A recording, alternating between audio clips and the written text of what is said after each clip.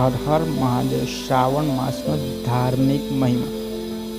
સમુદ્ર મંથન અને વિષપાન.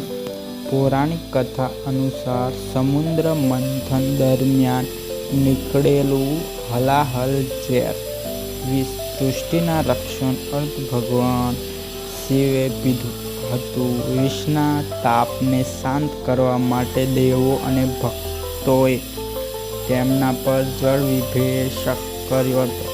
ત્યારથી શ્રાવણ મહિનામાં શિવજી પર જળ અર્પણ કરવાનો વિશેષ મહિમા છે.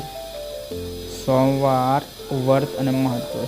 શ્રાવણ સોમવારના દિવસે વ્રત રાખવાથી મનોકામનાઓ પૂર્ણ થાય છે.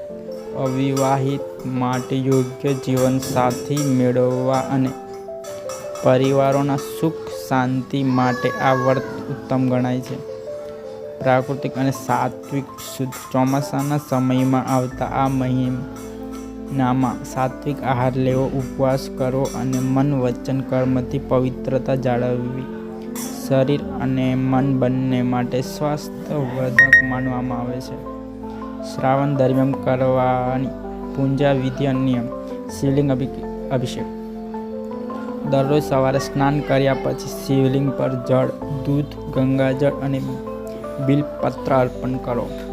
મંત્ર જાપ. ઓમ નમઃ શિવાય અને મહામૃત્યુંજય મંત્રનો જાપ કરવાથી અકાળ મૃત્યુનો ભય અને નકારાત્મક દૂર થાય છે.